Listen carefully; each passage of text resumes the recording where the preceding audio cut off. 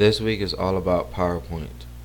You're going to be using PowerPoint, not Visme, not Prezi, not Google Slides, PowerPoint. We're learning how to use PowerPoint. So, in each PowerPoint, I will give you a list of instructions. Each instruction is worth 5 points. Some instructions are worth more. For example, this one that says use PowerPoint. If you use anything else, I'm just not going to grade it because we're learning to use PowerPoint, not Visme or anything else. Here, grammar is a big deal. Grammar will cost you 5 points. If you do another grammatical error, then that would be another point. If you misspell something else, then that would be another -1. If you don't capitalize your own name, that would be another -1.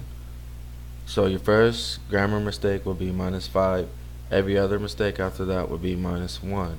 The other thing that I want to point out for this week is that in PowerPoint, I'm going to leave you a whole bunch of notes.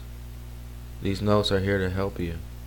For example, I have some videos. All you have to do is copy, go to your website, paste it in there,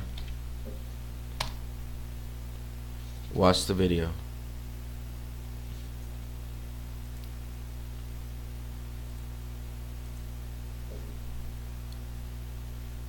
Here are your first 10 instructions, your second 10 instructions, examples,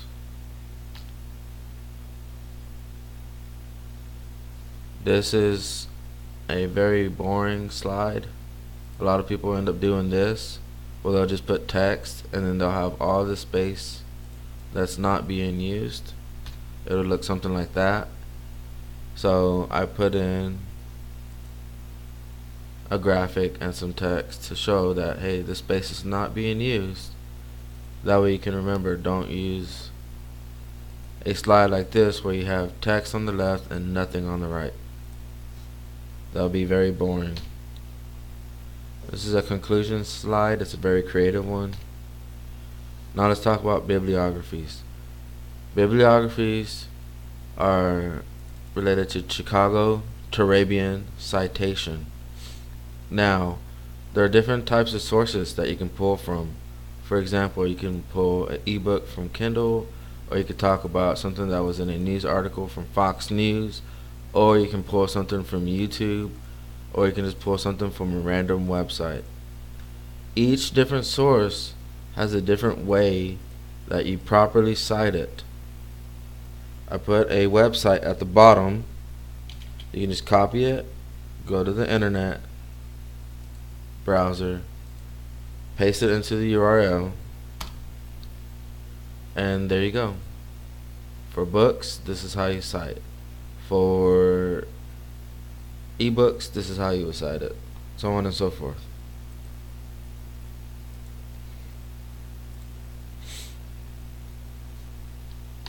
In addition to giving you a website that shows you how to properly cite, I also gave you some examples, and I put in the generic information. So name a random website, here's your name a random website. Title in quotes, title in quotes. Last modified, last modified. Date accessed, date accessed. Now sometimes this last modified date will not be there. If it's not on the website, don't worry about it. If it's on the website, then you have to put it. Date access is the day that you access this. This is for random websites. And then you'll type in your URL. The other thing that I want to point out is periods. In bibliographies, you do not use commas. You have to use a period. The other thing is, this is for basic websites. This one is for audio visual. So think about like YouTube or Vimeo or WeVideo. Any of those where you have video. Or National Archives for that matter. They have videos in there too. Anyways, if you're doing anything with audio visual, then this is the type of citation that you'll use. The artist name, if there is an artist, then the title, then the directed by, then the company who owns the video, then the published date.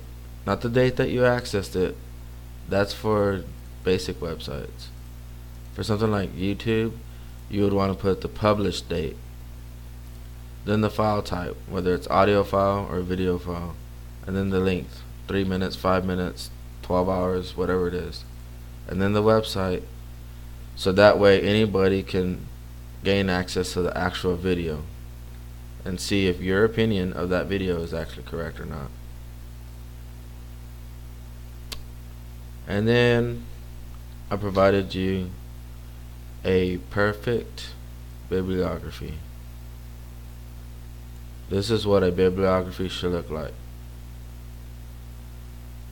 You have your name, period. Then you have the title in quotes, period. Then you have the last access date. Sometimes some teachers will want this to be a lowercase a, some will want it a capital A, even though it's the second letter. Always go by what your teacher tells you. For me, it doesn't matter. You can have a lowercase or a capital. Most of my professors always want me to have it with a capital A, so I've gotten used to doing it like that. Then you have the actual date. You will not put OCT. You will put the whole month. Do not abbreviate. Period. Then you'll put your URL. So the thing about URLs, youtube.com. Period. You see, it didn't hyperlink it. But if you do youtube.com and then space, or maybe I need the W's, .youtube.com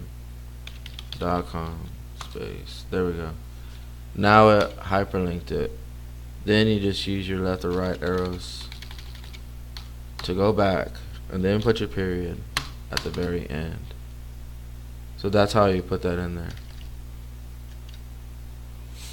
So to recap, with all assignments, but especially with this week's, make sure that you focus on the instructions, follow each instruction,